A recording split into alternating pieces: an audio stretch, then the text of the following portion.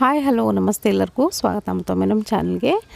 ನೀವಿವಾಗ ನೋಡ್ತಿರೋ ಹಾಗೆ ನಾನಲ್ಲಿ ಉಳಿದಿರುವಂಥ ಅನ್ನದಿಂದ ದಿಢೀರಾಗಿ ವಡೆನ ಯಾವ ರೀತಿ ಮಾಡೋದಂತ ತೋರಿಸಿದ್ದೀನಿ. ಬನ್ನಿ ಹಾಗಿದ್ರೆ ಇದನ್ನು ಯಾವ ರೀತಿ ಮಾಡೋದಂತ ಕ್ವಿಕ್ಕಾಗಿ ನೋಡ್ಕೊಂಬರೋಣ. ನಾನಲ್ಲಿ ಒಂದು ಮಿಕ್ಸರ್ ಜಾರ್ ತೊಗೊಂಡಿದ್ದೀನಿ. ಇದಕ್ಕೇ 1 ಕಪ್ ಆಗೋಷ್ಟು ಮಿಕ್ಕಿರುವಂಥ ರೈಸ್ ಏನಿರುತ್ತೆ ಅದನ್ನು ಹಾಕ್ಕೊಳ್ತಿದ್ದೀನಿ. ಇದಕ್ಕೇ ಒಂದು ಅರ್ಧ ಕಪ್ ಆಗೋಷ್ಟು ಅಕ್ಕಿ ಹಿಟ್ಟನ್ನು ಕೂಡ ಸೇರಿಸ್ಕೊಳ್ತಿದ್ದೀನಿ.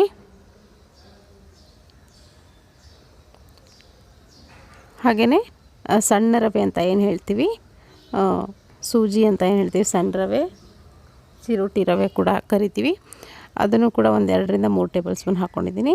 ಹಾಗೆ ರುಚಿಗೆ ಎಷ್ಟು ಬೇಕಷ್ಟು ನೋಡಿಕೊಂಡು ಉಪ್ಪನ್ನು ಹಾಕ್ಕೊಂಡು 1 ಕಪ್ ಆಗೋಷ್ಟು ಮೊಸರನ್ನು ಕೂಡ ಇದಕ್ಕೆ ಸೇರಿಸ್ಕೊಳ್ತಿದ್ದೀನಿ. ಗಟ್ಟಿ ಮೊಸರಿದ್ದರೆ ಹಾಕ್ಕೊಳ್ಳಿ, ಚೆನ್ನಾಗಿ ಬರುತ್ತೆ. ಇದನ್ನು ಗಟ್ಟಿಯಾಗಿ ರುಬ್ಕೊಳ್ಬೇಕು. ಇವಾಗ ನೋಡ್ತಿರ್ಬೋದು ಈ ಥರ ಗಟ್ಟಿಯಾಗಿ ರುಬ್ಕೊಳ್ಬೇಕು. ಜಾಸ್ತಿ ನೀರನ್ನು ಹಾಕಿ ರುಬ್ಲಿಕ್ಕೆ ಹೋಗಬೇಡಿ. ಇವಾಗ ಇದನ್ನು ಒಂದು ಬೌಲ್ಗೆ ಟ್ರಾನ್ಸ್ಫರ್ ಮಾಡ್ಕೊಳ್ತೀನಿ.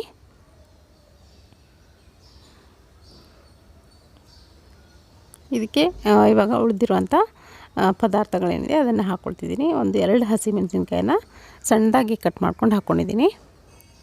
ಹಾಗೆ ಸ್ವಲ್ಪ ಶುಂಠಿನ ಸಣ್ಣದಾಗಿ ಕಟ್ ಮಾಡ್ಕೊಂಡು ಹಾಕ್ಕೊಂಡಿದ್ದೀನಿ. ಇದು ತೆಂಗಿನಕಾಯಿ ಕೂಡ ಸಣ್ಣದಾಗಿ ಪೀಸ್ಗಳನ್ನು ಕಟ್ ಮಾಡಿಕೊಂಡು ಹಾಕ್ಕೊಂಡಿದ್ದೀನಿ. ಕರಿಬೇವಿನ ಸೊಪ್ಪು ಹಾಕ್ಕೊಂಡಿದ್ದೀನಿ. ಹಾಗೆ ಸ್ವಲ್ಪ ಒಂದು 2 ಚಿಟಿಕೆ ಆಗೋಷ್ಟು ಇಂಗನ್ನು ಕೂಡ ಹಾಕ್ಕೊಳ್ತೀನಿ.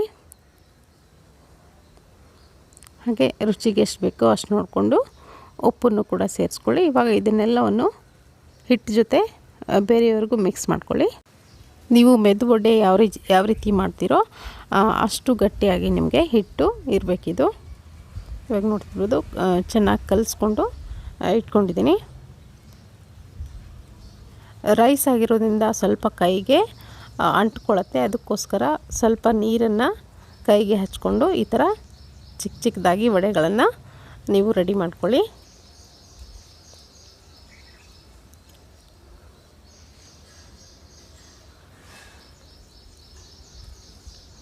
ಈ ಥರ ಕೈಯಿಂದ ವಡೆ ಶೇಪ್ನಲ್ಲಿ ನೀವು ಈ ಥರ ಮಾಡ್ಕೊಳ್ಬೋದು. ನಾನಲ್ಲಿ ಪಕ್ಕದಲ್ಲಿ ಎಣ್ಣೆ ಕೂಡ ಕಾಯಕ್ಕಿಟ್ಟಿದ್ದೀನಿ. ಒಂದೊಂದಾಗೆ ಇದೇ ಥರ ಮಾಡಿಕೊಂಡು ಫ್ರೈ ಮಾಡ್ಕೊಳ್ತೀನಿ.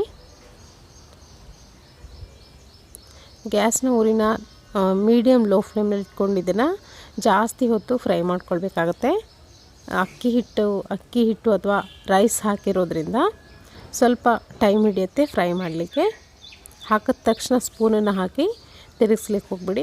ಒಂದು ಕಡೆ ಚೆನ್ನಾಗಿ ಫ್ರೈ ಆಗಿ ತಾನಾಗೆ ಅದು ಮೇಲೆ ಬರುತ್ತೆ. ಆವಾಗ ನೀವು ತಿರುಗಿಸಿ ಮತ್ತೊಂದು ಕಡೆನೂ ಈ ಥರ ಗೋಲ್ಡನ್ ಬ್ರೌನ್ ಆಗೋವರೆಗೂ ಫ್ರೈ ಮಾಡ್ಕೊಂಡಿದ್ದನ್ನು ಸರ್ವ್ ಮಾಡ್ಬೋದು.